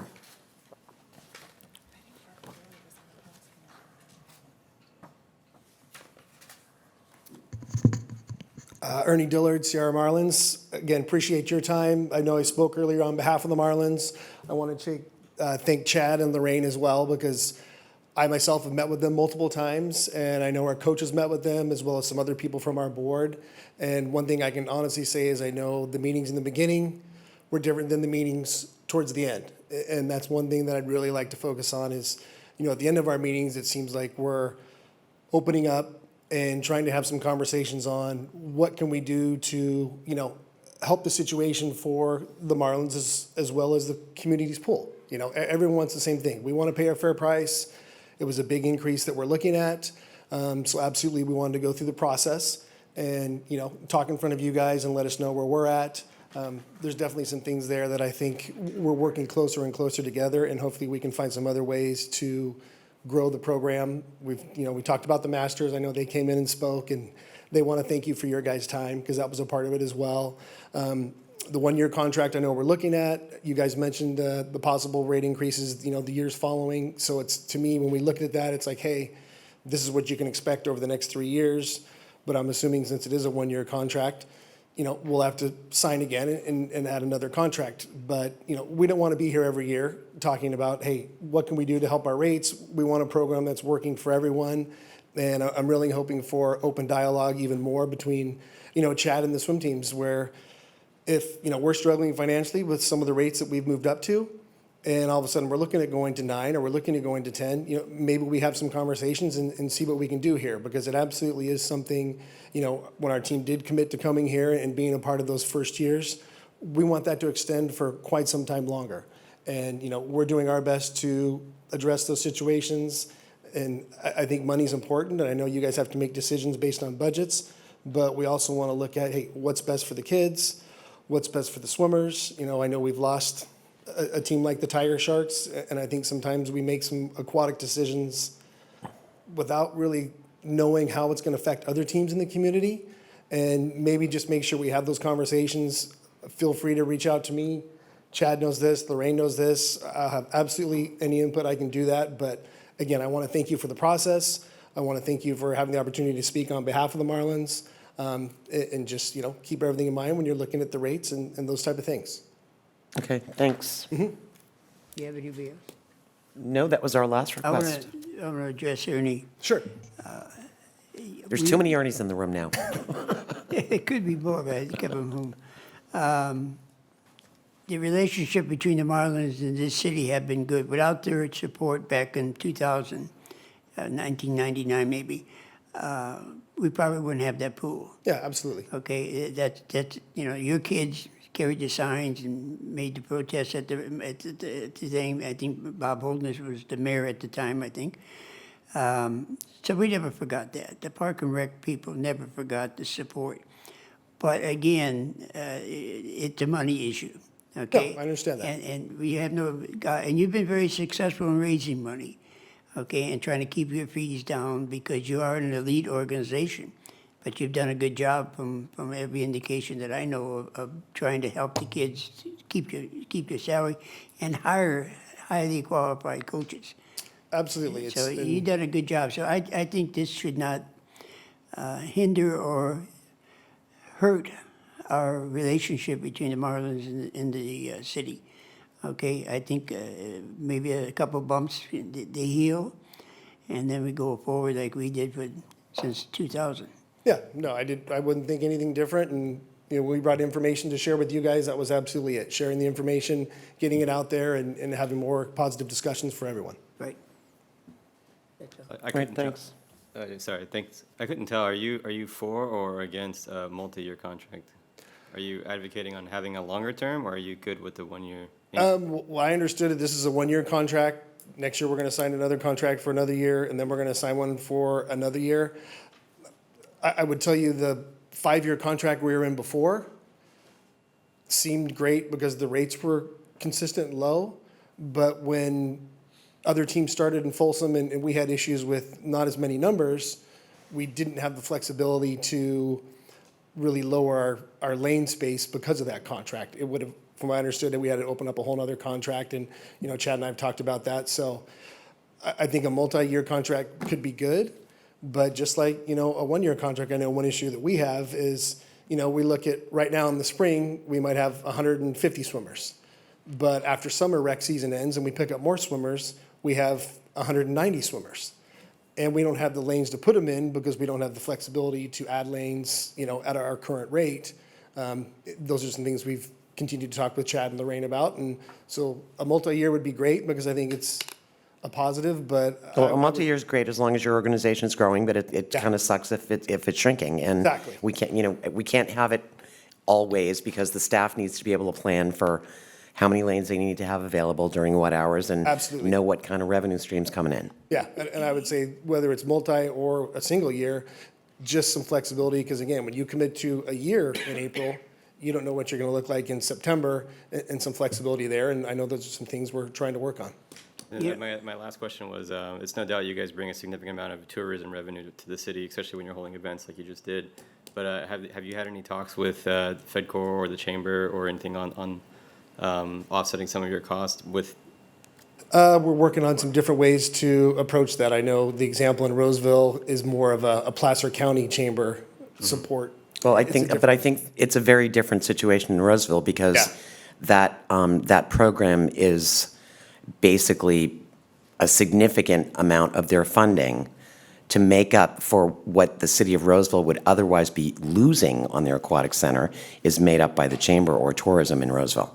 That's Yeah, my understanding. It's definitely a different scenario than what we have in Right, Folsom. so those guys are paying a lot less money to swim at the pool in Roseville than you guys are because somebody else is backfilling a big number, and that has basically been the situation in Roseville since that facility opened. It used to be that the city was backfilling that money, and now that the city's finances have changed dramatically, they're not doing that. Yeah, it's But, definitely a different by the same scenario. token, it's not an option for the Marlins to go to Roseville because they don't have space available. No, and we don't So- want our families driving, I mean, it doesn't make sense to drive out there either. Well, It's more of a collaborative effort to help offset some of your costs and going forward and partnering with them. So I was curious if you guys had those talks or not. No, absolutely. That's something we're looking at pursuing more and more is, hey, how can we develop better relationships with the chamber and we've reached out to many local businesses, like some of our big companies in Folsom and trying to make some some situations help in those areas as well. Got it. But I appreciate the input on that. Thank you. One of our considerations when we got together 18 years ago on our relationship, one of the prime things in the Park and Rec, not only did we want you to help us support and build the pool, but we didn't like our kids driving to Sierra College to swim. Yeah. Okay? We wanted our kids to have a pool that they could swim here. Okay? And we achieved that. And that's exactly why our kids won't go to Roseville, our kids won't go to Rancho. They don't have to go any one of those. They can swim right here. Now, we have, probably your membership, I would think, is probably over 50% non. No, then it was on the slide earlier, it's about 50%. Well, okay, Yeah, that's, 50%. So that's, those numbers fluctuate. There's definitely some different stuff there. but I think on a multiple contract, what we're telling you is the actual charge should be $10 today, but that's not realistic where you came from in the $5 area. So we're saying that in order to appreciate the relationship we had, we'll build that escalation, let you know what is coming for the next 3 years. Yeah, no, and So we that's appreciate the that. idea behind it. Absolutely. It was designed to be a soft landing for the increase in rate. Yeah, and I've talked to Chad and Lorraine both about that, letting them know that, you know, if it was going to immediately go to 10 and it ends up at 8, 9, 10, that's absolutely something that was beneficial for our team. We appreciate that. I'd Any like to other make, questions? I just like to make a comment. I think it's important for us to remember that these teams do have options. There are other jurisdictions with pools. There's private clubs like Lifetime and CalFit, and I certainly appreciate the need to standardize the rate and try to be equitable, and I get that, but I don't want us to ever lose sight of the fact that they have options. We always have options. And, you know, we need to continue to look at ways to make sure that not just the swimming pool, but all of our programs and our facilities are affordable because, you know, we want them to swim. And we thank the Marlins and the Wahoos and the Sea Otters for using our public facilities. They don't have to. They could go other places. Well, the problem is if the Marlins got it started, but our obligations is a recreation program. We have a lot of people that swim with the sea otters that could not afford your program, nor are they qualified skill-wise, okay? But they certainly couldn't go to the Broadstone. They couldn't go to the new Aquatic Center, you know. You're talking about Lifetime? Yeah, Lifetime. They can afford that. We have a lot of people in town can't afford that. Now, that was a problem we had getting that pool built, is to convince the economic side of our family that not everything has to be commercial because not everybody can afford. And the obligation of the city is to provide for those that can't. And that's why we got the pool, but we appreciate you helping us get it. Yeah, absolutely. Any other questions? Do we have a motion? A motion. Thank you. We have a motion. Do we have a second? Second. We have a motion and a second. Call the roll, please. Council members Kozlowski. Yes. Sheldon. Yes. Aquino. Yes. Gaylord. Yes. And Howell. Yes. And with that, we will move to city manager report.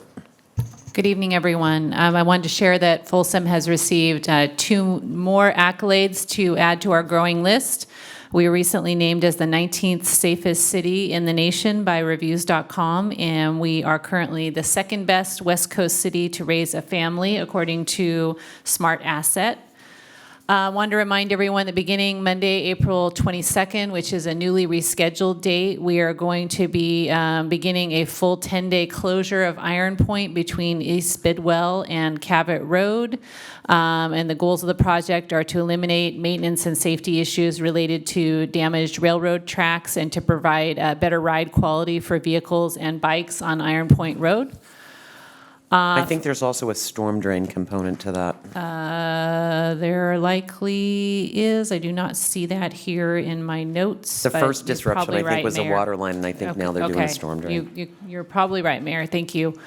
We also, within approximately the same time frame, beginning about April 29th through October 31st, we will have a closure of Alder Creek Parkway, which is the new road over south of 50, and we will have both Placerville Road and East Bidwell as alternative routes during that closure time period.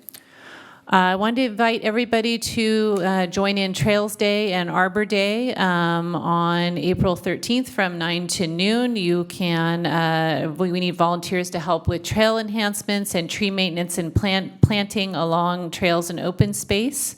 We also need volunteers to clean up Humbug, Willow, and Hinkle Creeks in Folsom as part of Creek Week and Earth Day, and I encourage you to sign up for any of those opportunities at our website at folsom.ca.us. I think that does require that you sign up in advance. Yes. Because it doesn't tell you where you need to be unless you go sign up. Absolutely, yeah, you need to sign up in advance so we can get our numbers and our T-shirts straight and all that good stuff. And finally, one of my favorite occasions in Folsom, the Egg Extravaganza is coming up at Lemby Park on Saturday, April 20th.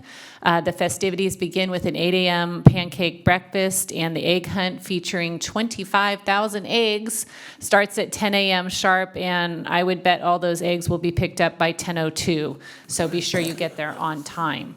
And that's all And I I'm have. just going to remind everybody that goes to the Egg Extravaganza, please either park in the park, or if you're parking at Rayleigh's or over by Wendy's or somewhere on the other side of Riley Street, please go to a signal that has a crosswalk and cross, especially because almost everybody has children. And it frightens me to death every year when I go by that event and see all of the people that are jaywalking with little kids in strollers. Please don't do that. Thank you, Mayor. Yes, it is shocking every year the degree which people run across that street with small children. So please go to a signalized intersection and cross only at a crosswalk. And wave at the people. I mean, the kids will have more fun crossing on the crosswalk. So, Mike? Perhaps some crossing guards in bunny suits would help. Are you volunteering for that? I'm just saying, that could happen. I attended the Policy and Innovation meeting and a regular SACOG board meeting recently, and their SACOG is making progress, the staff is making progress on a plan to distribute the remaining $54 million of transportation funds that it gets to distribute from last year's SB1 allocation.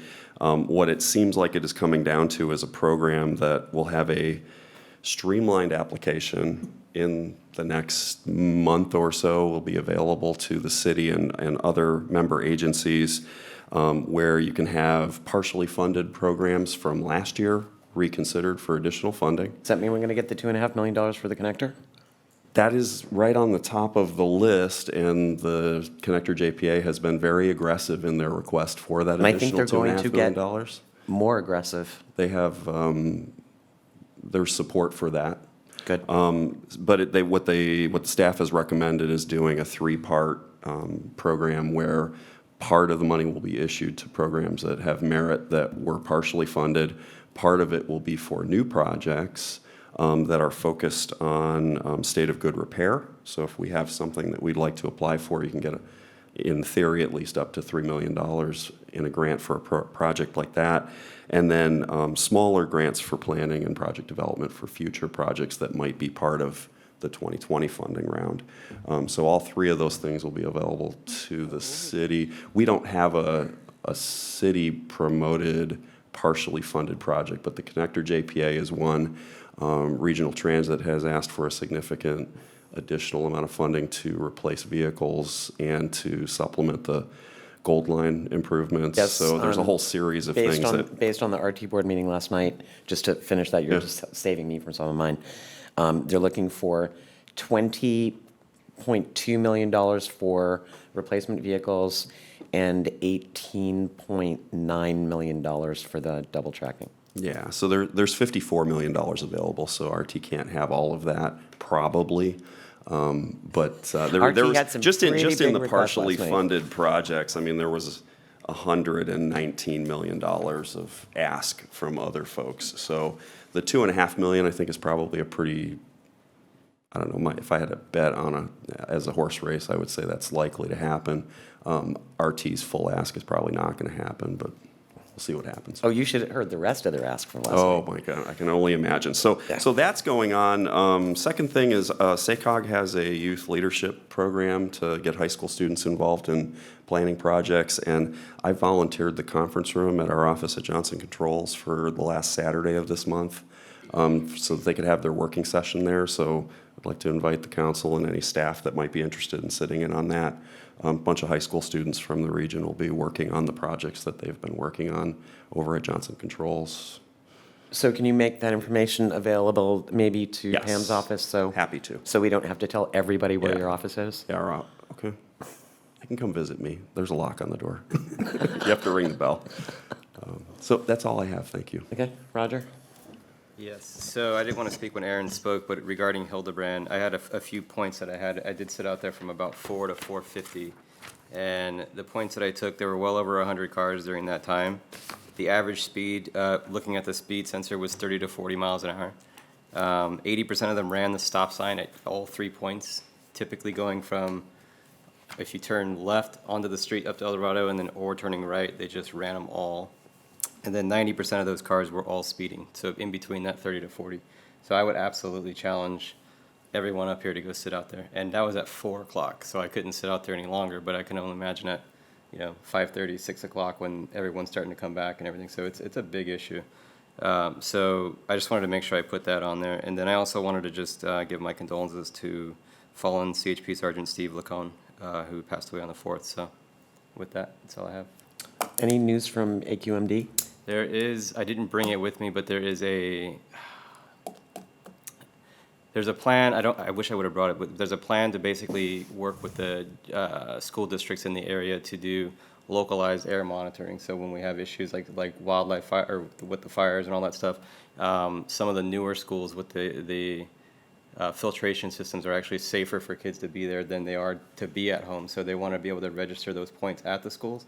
And we talked about possibly having FCUSD as part of one of those, but I'll bring that to our 2x2 meeting and do it that way. But yeah, that's pretty much about it. And Councilmember Gaylord, I'll ask Chief Hillman to implement some extra enforcement up at Hildebrand. We've done that multiple times, but based on what you're describing, we'll make sure we'll do that I was going to soon. say, I'd like to be part of the meeting, which one you have, when you bring back a plan to staff, so I could just be part of the process. I'm not going to be bringing back a plan to staff. I'd just like to meet with them and explain. You're welcome to join us, but it's a matter of explaining what the processes are that have to be gone through to get where I think they want to go. Thank you. That's all. Ernie? Okay, I've got a request from a resident. What is this, asking for a friend? No. That's a new thing now, Ernie. But they are questioning some of our fees, and I've been talking to staff to try to find out in the background why they are what they are. And it relates to the appeal process on the either commission action, and a party wants to appeal it. Well, it looks back, and I have the vague memory, and Gary, you may remember it better than anybody. Why did we change our fees, say, for a commercial project? If you're the requester, the applicant for the commercial project, and you're turned down by the commission, you appeal to come to us, it's $225. If there's a resident in the area or an interested group, okay, if they don't like the outcome and they appeal it, it's $450. It's double. And that, to me, is just not the way to do business, okay?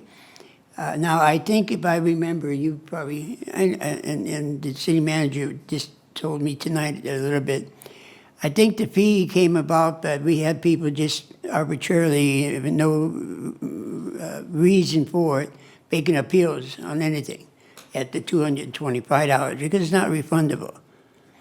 But at $455, that scares them away maybe.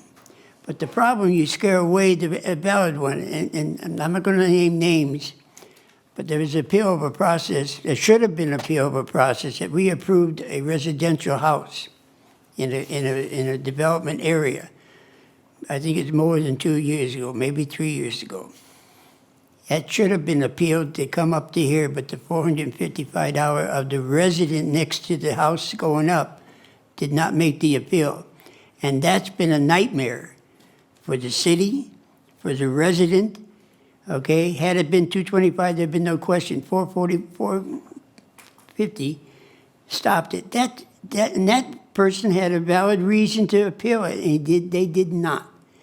And so I think we're going to have to take a hard look at our fee structure again.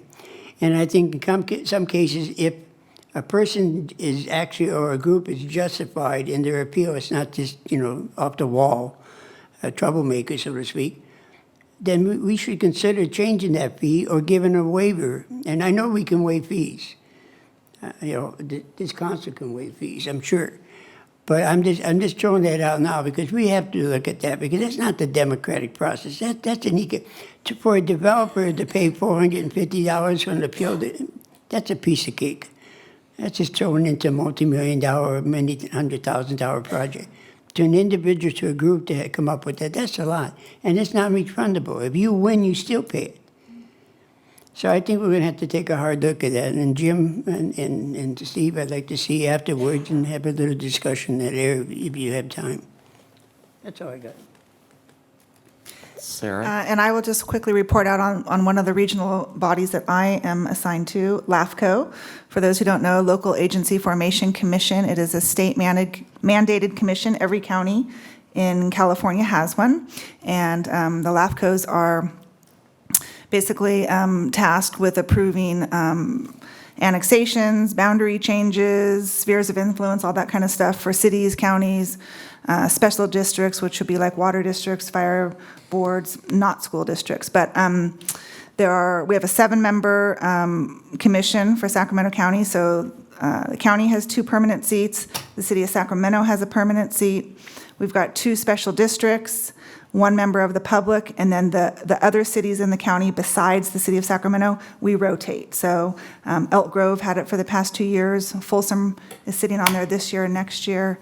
And Rancho Cordova will have it the following 2 years. So anyway, I had my first meeting on April 3rd, spent over 3 hours on one item.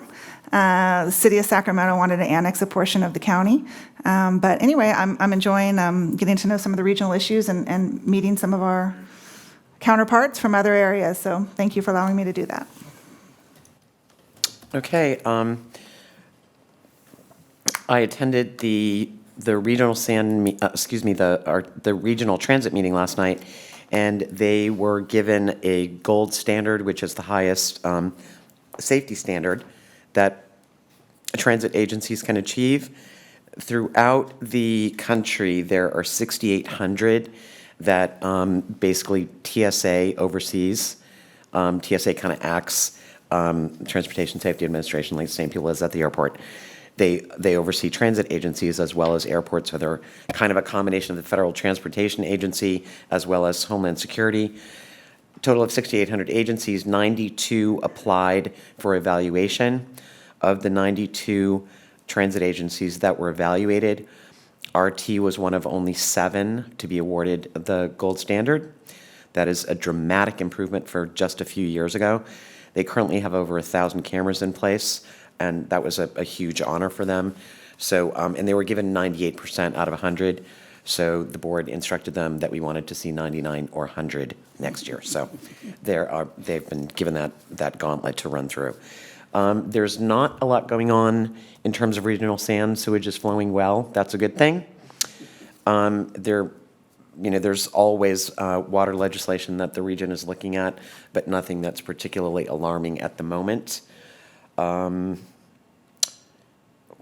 else? STA is still taking presentations from the various agencies in the region to talk about those transportation needs that are as yet unfunded or underfunded. So those meetings continue. There will be another one on Thursday. I'm not yet sure if I'm going to be at the STA meeting. If they need a quorum, I may have to be. Otherwise, I'm expecting to see my colleagues here, the Historic District Commissioners and the Planning Commissioners at the zoning update at the library on Thursday at 1 o'clock. But if I'm not able to make that, Pam, to that meeting, I'll certainly let you know. Just a reminder to everybody to please drive very, very carefully. If you're out walking around, please be wearing, especially at night, please be wearing clothes that people can see you if you're crossing the street. If you're listening to music while you're walking around, take one of the earbuds out so you can hear if a car's coming up behind you, or, or a bad person, whatever that might be. Please pay attention to your neighbors, be kind to everyone, and I think our next meeting is after Easter, so happy Easter to everybody that celebrates it, and don't trample any children during the egg extravaganza. I can't believe we're up to 25,000 Easter eggs. And Elaine is right, they will be gone by 10:02. 5,000 people show up every year, I can assure you, and probably 1,000 of them come in at 9:50, starts at 10, so yeah. And by the way, there's only one crossing to get into Lemby Park without a signal. Only one, so be careful. Okay. With that, we are adjourned at 8:25.